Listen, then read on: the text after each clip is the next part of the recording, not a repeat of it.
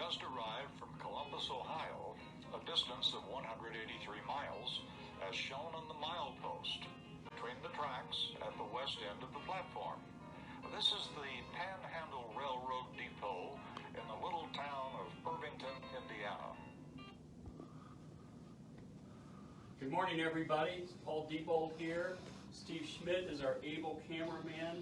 Steve, give him a little wave. Show him your hand. There you go. We're inside today. It was forecast to rain, and we're going to talk about some railroad history in Irvington. We're going to talk about this wonderful model that we have here that shows the intersection of the Pennsylvania Railroad and Audubon Road, the main bisecting north-south street in Irvington. So as we look at this model, this is upstairs in our railroad room. First of all, we mentioned the railroad depot. That was a narration from Howard Caldwell, by the way. Those of you who remembered Howard Caldwell as a newscaster here in central Indiana. Howard grew up in Irvington. We got him to narrate that. You can hear the whole narration if you come up here. Here's the depot. This was one of the first buildings built in the community.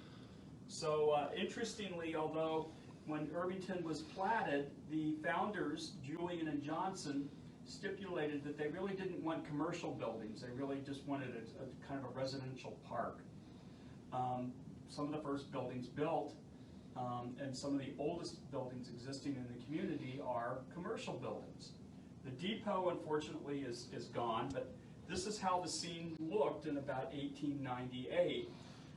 So, of course, wherever railroads went in America at that time, commercial districts were sure to follow.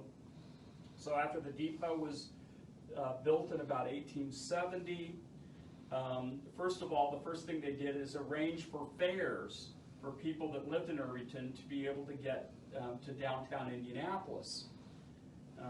That's not, of course, as efficient as having a trolley.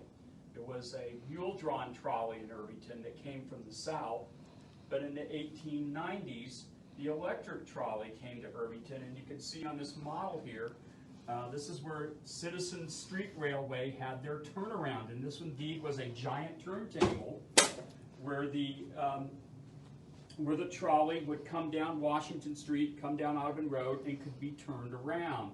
So for orientation on this model, of course, this is the Pensy Trail today, and the George Julian Mansion is up here just off the model here to the north. So that still exists, and a good many of these buildings still exist. This, which was York Transfer and Storage, a railroad-related building, we believe actually was marked on maps in the 1870s as Irvington's Hotel. So one of the things they realized is that people coming here to build houses, there was no place for the workmen and the families to stay. You can go by this building today, it still exists. This is a small cottage from the 1870s that still exists. This Queen Anne house here still exists. It was a doctor's house and office very early on. And then moving on here, we have a couple buildings that are still here. The general store that also had the post office for quite a while, that still exists. Many of you know the Magic Candle store. That was another commercial building that still exists. This one is gone. It was frame construction. The yellow buildings are pale yellow buildings are frame.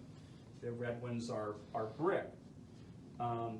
Drugstore here, other commercial buildings, some of these exist. Some of them had storefronts placed in front of houses that you can still see today when you take a walk in Irvington. Now this biggest building here, very unfortunately, is gone. It was called Moore's Hall, and it was torn down in the 1930s or so. And this actually served as a fraternal lodge meeting space, and the upper floor was used as the town hall for Irvington because Irvington was its own town.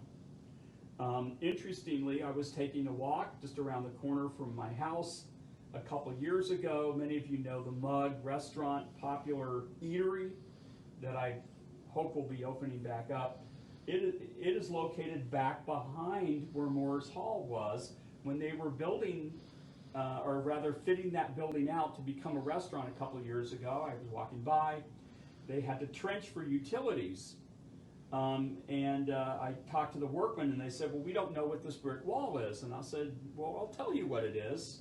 It's what remains of the foundation of Moore's Hall. So there's still stuff underneath there from where Moore's Hall was. We don't know if the turntable remains under the street. It probably is. It was a wooden platform. Traces of it may remain. We don't know. The other solution for turning the trolley around, we'll pan over to the picture here.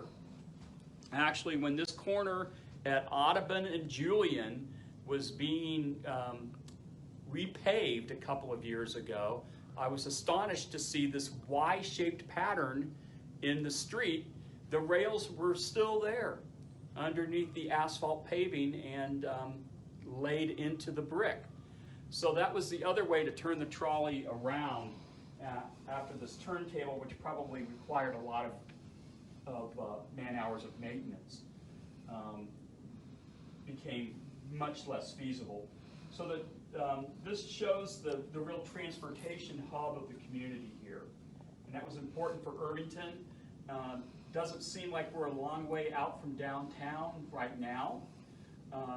You can ride your bike to downtown in about 20 minutes. If you're like me, it probably takes you about 25 or 30. Be that as it may, that was a pretty good distance for a commute at that time. And people wanted the convenience of the trolley. So the trolley came down Washington Street and turned here. You had the train you could take. Also on Washington Street, the National Road, there was the interurban, which would take you between cities. It was kind of like a very high-powered trolley, self-propelled, that would take you between cities. So you had all these transportation options, which made Irvington just a great place to live. So we have many other things here up in the railroad room. We can go over here and see the telegraph office. We've tried to recreate what it would have been like. Of course, if you had a depot, the way the depots communicated is they had the telegraph, which was our first internet, if you will, the first sure, rapid way to communicate across great distances. And so people would come to the depot to send a telegraph to someone for business purposes or for family purposes and so forth. This is what that would have looked like. You would have had the typewriter to type up the message, some phone lines. There were the beginnings of phone service at that time, and the various instruments you needed to send a telegraph. So again, that business district was important for a lot of things. A lot of people were coming from the community to take care of these everyday tasks that they couldn't do in their homes. And here's a setup. Kids love playing with this. This is a Morse code. You have the code here. You can send messages over to the other box, the other station over here. This shows you what it was like to send messages, and people would get quite proficient at sending these telegraph messages in Morse code. And in fact, I remember a competition recently between people who would text and people who would send Morse code, and it turned out some of the old Navy hands were quicker than texting. So that was rapid communication in the 19th century. So we're going to wrap it up, folks. I'm going to close by showing you our URL. You can make a donation here to us. Again, not to belabor the point, but we have bills coming in, and we're having significant challenges. If you can visit our URL, you'll see right away how to make a donation.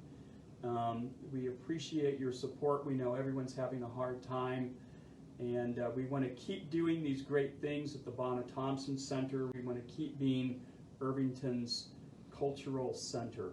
So we'll see you next week. Have a great weekend, everyone.